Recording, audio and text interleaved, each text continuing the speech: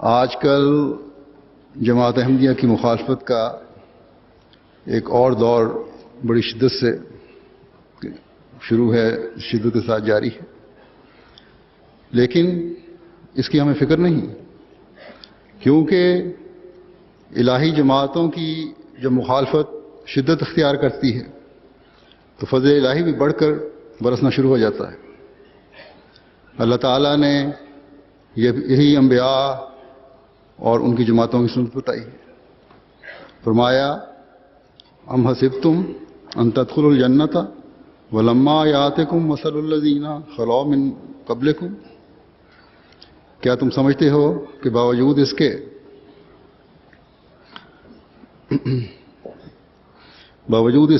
کہ تم پر ان لوگوں کی سی حالت نہیں آئے گی جو تم سے پہلے تھے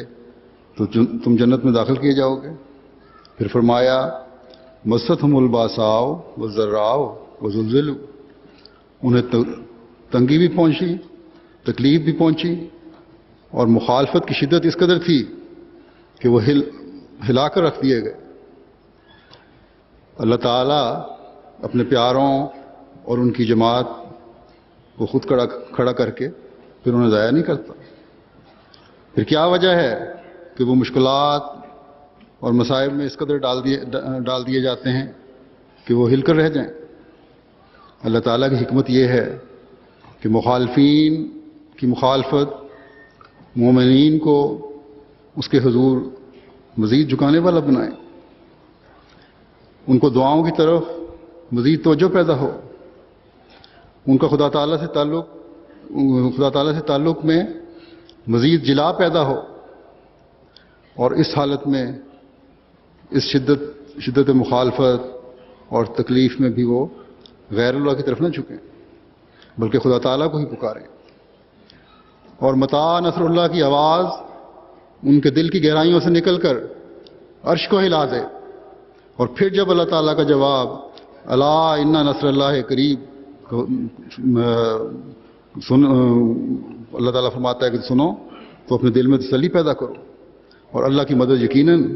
قریب ہے، تو ان کے دل تسلی پاتے ہیں۔ بس جب یہ تسلی اس غم اور تکلیف اور مخالفت کی شدت کے وقت میں ایک مومن سنتا ہے تو اس کے ایمان میں یہ اضافے کا باعث بنتی ہے، اور یہی نظارہ انشاءاللہ تعالی ہم دیکھیں گے، اور یقیناً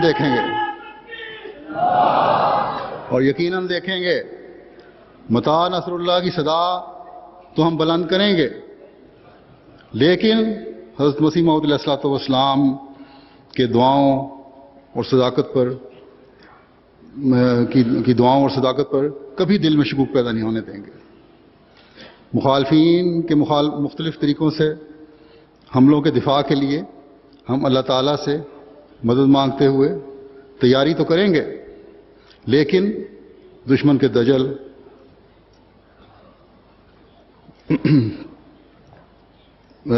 اور خوف میں آ کر کبھی اپنے ایمانوں میں کمزوری نہیں دکھائیں گے۔ جانی اور مالی نقصان بھی ہو سکتا ہے، بچانے کی دشمن کوشش بھی کرے گا، کچھ حد تک کامیاب بھی ہوگا، لیکن جماعت کا کچھ بھی نہیں بگاڑ سکتا۔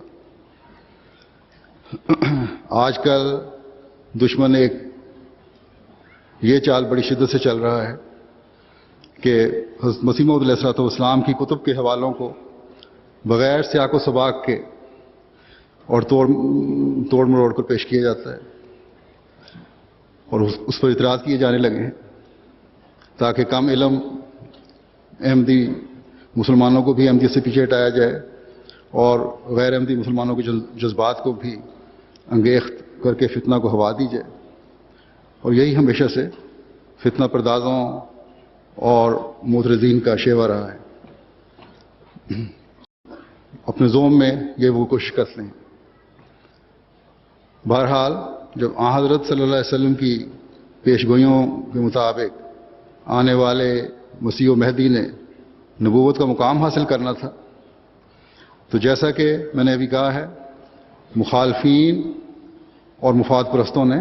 مخالفت میں بھی بڑھنا تھا۔ یہ لوگ ایسے ائمۃ الکفر ہیں جن کے بارے میں خدا تعالیٰ فرماتا ہے کہ الذین خسروا انفسہم فہم لا یؤمنون، یہ وہ لوگ ہیں کہ جنہوں نے اپنے آپ کو گھاٹے میں ڈالا ہے